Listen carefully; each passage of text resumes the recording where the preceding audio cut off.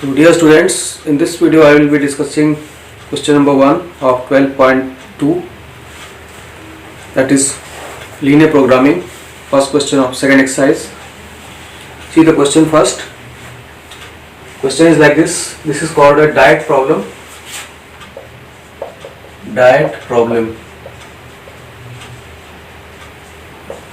Reshma wishes to mix two types of food P and Q in such a way that the vitamin contents of the mixture contains at least 8 units of vitamin A and 11 units of vitamin B. Food P costs rupees 60 per kg and food Q costs rupees 80 per kg.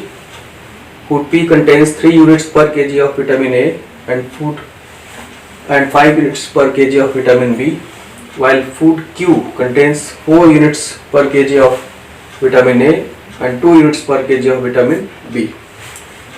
Find the minimum cost of the mixture. तो ये question है आपका कि रेशमा क्या कर रही है, यहाँ पे दो वैरायटी के फूड को मिक्स कर रही है, एक पी है और एक क्यू है, और उसका पर्पस है कि जो मिक्सचर बनेगा उसमें एटलीस्ट 8 यूनिट विटामिन ए का हो और एटलीस्ट 11 यूनिट्स विटामिन बी का हो. फूड पी का कॉस्ट 60 रुपीज़ पर केजी है, फूड क्यू का कॉस्ट 80 रुपीज़ पर केजी है. फूड पी में 3 यूनिट्स पर केजी विटामिन ए है और 5 यूनिट्स पर केजी विटामिन बी है. फूड क्यू में 4 यूनिट्स पर केजी विटामिन ए है और 2 यूनिट्स पर केजी विटामिन बी है. तो जो मिक्सचर बनेगा उसका मिनिमम कॉस्ट क्या होना चाहिए ये आपको पता करना है. तो पहला काम इसमें है कि जो भी इंफॉर्मेशन क्वेश्चन में दिया हुआ है उसका टेबुलर फॉर्म में लिख, टेबुलर फॉर्म में इंफॉर्मेशन को अरेंज करना है. पहले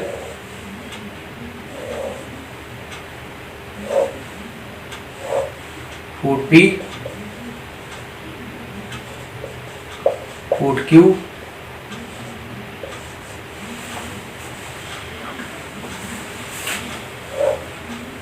here you can write vitamin A content in first row, then vitamin B content.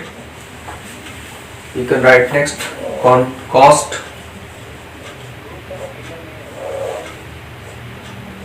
So first we know the cost. Cost is given 60 rupees per kg for food P, rupees 60 per kg, and for Q it is rupees 80 per kg. Then vitamin contents for food P are given 3 units per kg, 3 units per kg and 5 units per kg for vitamin B for food P. And for food Q it is 4 units per kg vitamin A, 4 units per kg and 2 units per kg of vitamin B. So what you have to find the minimum cost of the mixture. Suppose we take quantity, you can take how much you take each food. Suppose x kg is taken food P, y kg is taken food Q. Then you can write the total here. In this column you can write the total. What is the total vitamin content? Because food P is x kg, food Q is y kg, and what we are given, you have to make the LPP based on this information. तो ये आपका information आपने arrange कर दिया कि P के लिए, Q के लिए. फूड P में आपको दिया हुआ है कि 3 यूनिट्स पर केजी है विटामिन ए का, 5 यूनिट्स पर केजी है विटामिन बी का, कॉस्ट इतना है, क्वांटिटी x लिया गया फूड P का, सपोज किया गया. ऐसे ही फूड Q के लिए है. तो अब टोटल विटामिन ए कितना आ रहा है आप देख सकते हैं. x केजी अगर आपने फूड P लिया, y केजी फूड Q लिया, तो ये 3x प्लस 4y हो जाएगा, 3x प्लस 4y, और यहाँ पे 5x plus 2y vitamin B हो जाएगा आपका, 5x प्लस 2y हो जाएगा. और कॉस्ट की बात करें आप तो कॉस्ट भी आप लिख सकते हैं. यहाँ पे कॉस्ट आपकी टोटल हो जाएगी 80x plus 60x plus 80y. क्योंकि 60x प्लस 80y, ये टोटल लिख दिया कि टोटल कंटेंट विटामिन का कितना हुआ पर केजी, इतना यूनिट्स हुआ, इतना यूनिट्स हुआ। अब इसी में आपको ये पता है विटामिन के बारे में कि एटलीस्ट आपका कितना होना चाहिए, 8 होना चाहिए, मतलब ये चीज़ आपकी ग्रेटर देन इक्वल टू 8 होना चाहिए। विटामिन ए ये ग्रेटर देन इक्वल टू 11 होना चाहिए। ये दोनों चीज़ें आपको पता है। अब इस इंफॉर्मेशन को आपको एलपीपी में कन्वर्ट करना है। ये कॉस्ट ऑफ द मिक्सचर हो जाएगा 60x प्लस 80y को आपको मिनिमाइज करना है। तो ये चीज़ आपको finally 3x plus 4y greater than equal to 8 लिखेंगे आप, 5x plus 2y greater than equal to 11 लिखेंगे। तो अब इसके बाद नेक्स्ट स्टेप है एलपीपी बना लेना इसका। So LPP will be like this, minimize z equal to 60x plus 80y, ये कॉस्ट था आपका, इसको मिनिमाइज करना है। Subject to constraints, subject to constraints, constraints क्या होंगे? पहले तो ये होगा आपका 3x प्लस 4y, ये ग्रेटर देन इक्वल टू 8 होना चाहिए। विटामिन ए कंटेंट था आपका टोटल। और ये जो है 5x plus 2y greater than equal to 11 होना चाहिए। और non negativity constraint x greater than 0, y greater than 0, ये आपका एलपीपी जनरेट हो गया। आपका एलपीपी बन गया। Word problem converted to linear programming problem. ये आपका मेन स्टेप कंप्लीट हुआ। आपको नेक्स्ट स्टेप में इस एलपीपी को सॉल्व करने का प्लानिंग करना है।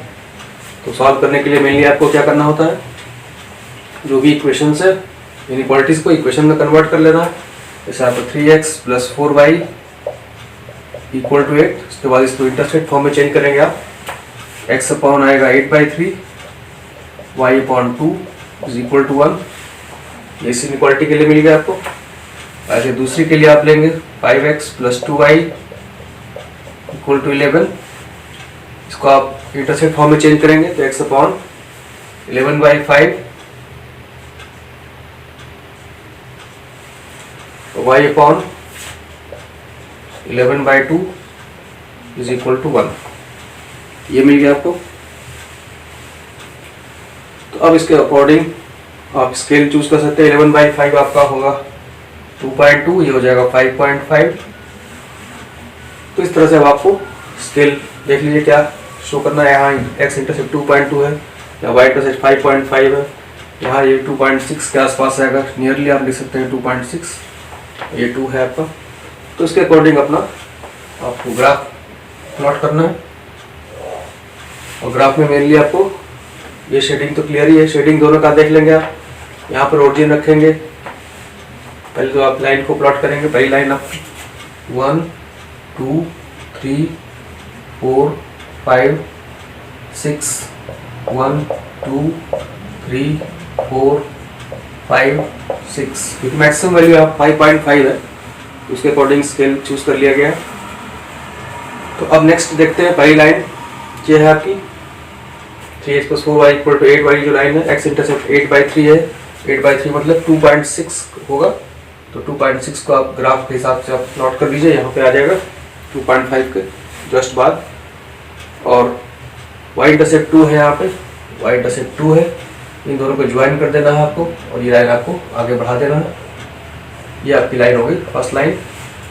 ये फर्स्ट लाइन है आपकी 3x plus 4y equal to 8, 3x plus 4y equal to 8। Shading यहाँ डिसाइड कर सकते हैं। शेडिंग के लिए आपको क्या करना होगा, ओरिजिन से लाइन नहीं जा रही है, इसलिए ओरिजिन आप इसमें रख के देख सकते हैं। तो क्या मिलेगा आपको 0 प्लस 0 ग्रेटर देन 8, मतलब सेटिस्फाई फॉल्स हो गया। तो ओरिजिन से अवे शेडिंग होगी इसकी, अवे फ्रॉम ओरिजिन। दूसरी लाइन पर आइए, x 2.2 है तो 2 के थोड़ा सा आगे, और 5.5 है, 5 6 के ठीक बीच में आ जाएगा। अब इन दोनों पॉइंट को ज्वाइन कर देना है आपको। ये लाइन आपकी आ गई सेकंड लाइन। सेकंड लाइन का equation 5x plus 2y, 5x plus 2y equal to 11। इसके लिए भी शेडिंग आप ऐसे ही डिसाइड करेंगे, ये भी लाइन ओरिजिन से नहीं पास हो रही है तो यहाँ भी आपको 0 + 0 ग्रेटर देन 11 फॉल्स, ये भी हो गया आपका। यहाँ भी अवे फ्रॉम ओरिजिन शेडिंग होगी, इसका भी शेडिंग अवे फ्रॉम ओरिजिन। और वाई एक्सिस का शेडिंग राइट में होता है एज यूजुअल और एक्स एक्सिस का ऊपर होता है। ये सारे क्वेश्चंस में आपको फॉलो करना है क्योंकि नॉन नेगेटिविटी कंस्टेंट हमेशा रहता है। अब आपको सारी शेडिंग कंबाइन करके शेडेड रीजन फाइंड करना है। तो शेड रीजन आपको इस तरीके का मिलेगा।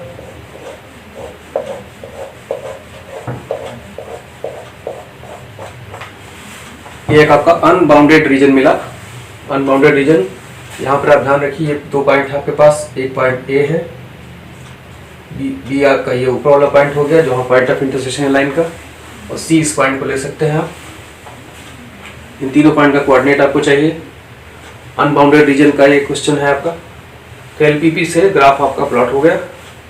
इतना काम आपका एलपीपी का कंप्लीट हो गया। अब आप नेक्स्ट स्टेप पर आते हैं, ऐसे मिनिमम वैल्यू फाइंड करना है।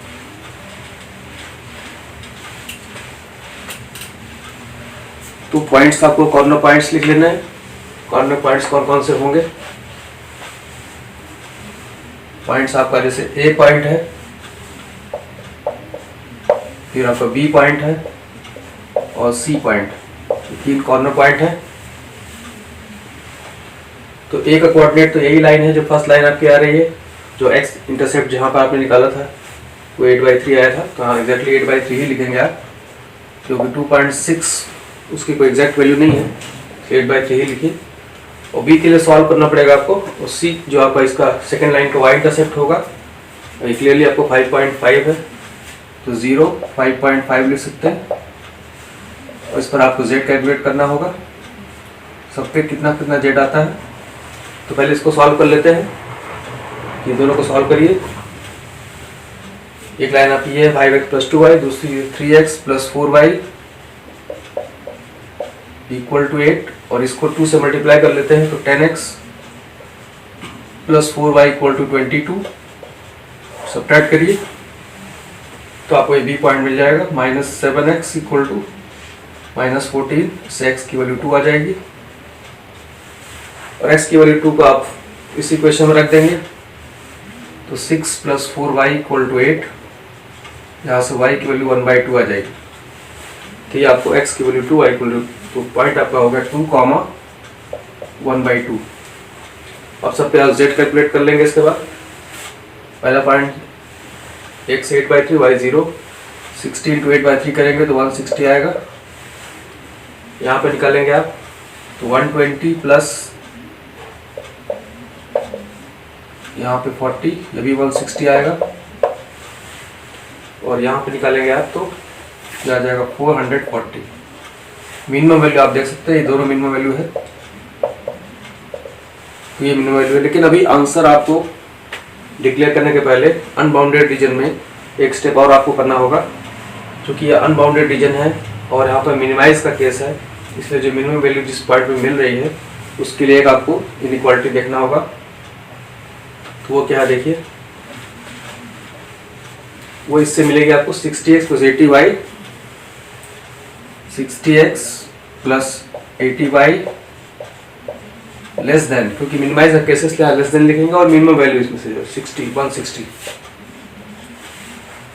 ये जो इनइक्वालिटी हुई इसका जो शेड रीजन होगा, ये आप देख रहे हैं कि ये सेम वही लाइन है जो आपकी इनइक्वालिटी थी पहली वाली, और 0 तक सीधे ही कैंसिल हो जाएगा आपका। 3x + 4y लेस देन 8, यही लाइन थी आपकी, वहाँ ग्रेटर देन इक्वल टू 8 था। तो इसका शेडिंग आप देख रहे हैं कि यही लाइन आपकी थी, इसका इस तरफ होगा शेडिंग।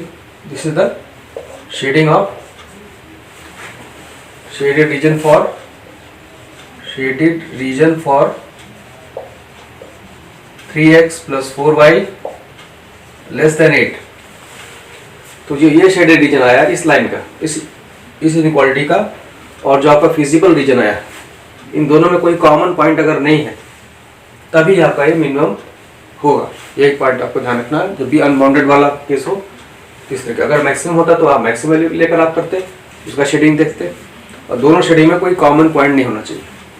अगर कॉमन पॉइंट नहीं है तब आप इसको लिख सकते हैं कि ये मिनिमम पॉइंट। अगर कॉमन पॉइंट मिल जाएगा तो लिखेंगे नो मिनिमम वैल्यू। तो आप क्लियरली देख सकते हैं कि इस लाइन, ये लाइन तो सेम वही लाइन है जो आपने ऑलरेडी ड्रॉ की है, लेकिन यहाँ पर इक्वल नहीं लगा हुआ है, मतलब इस लाइन को इंक्लूड, लाइन को छोड़ करके इधर की शेडिंग आ रही है सारी, इस तरीके की शेडिंग है, तो इसलिए आप इसको लिख देंगे फाइनली कि कोई कॉमन पॉइंट नहीं, since half plane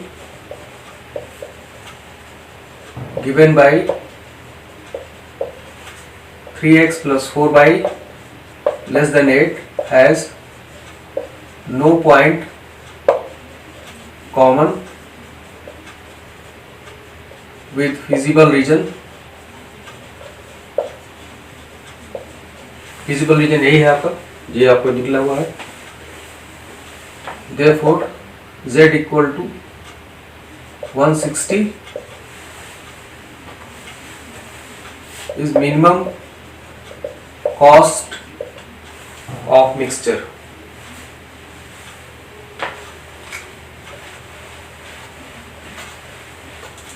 Z equal to 160 is the minimum cost of mixture. ये पॉइंट हो गया आपका।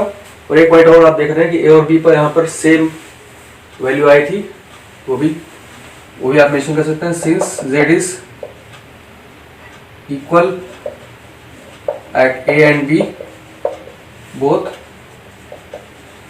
it will remain same for all points between A and B. It will remain same for all points between A and B.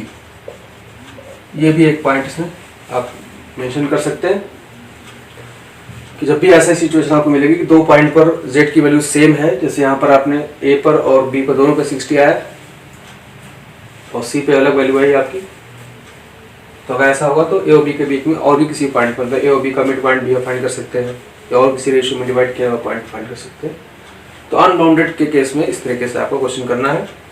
Unbounded reason जब भी मिलता है आपको, तो इस तरीके का आपको जो z में लिया गया था 68 प्लस 80y और मिनिमम वैल्यू के साथ अंडरस्टैंड लगा देंगे। इस ये जो आपका रीजन आया इधर वाला, इसमें और इस फिजिबल रीजन में कोई पॉइंट कॉमन ना हो, तभी आपका ये मिनिमम होगा। यही आप लिखा गया, since half plane given by 3x plus 4y less than 8 has no point common with feasible region, therefore z equal to 160 is the minimum cost of the mixture, and since z is equal at A and B both therefore it will remain same at all point between A and B। ये भी एक point है जो आप mention कर सकते हैं। तो इस तरीके से ये क्वेश्चन आपको करना है, इस टाइप के क्वेश्चन जो अनबाउंडेड रीजन वाले हैं।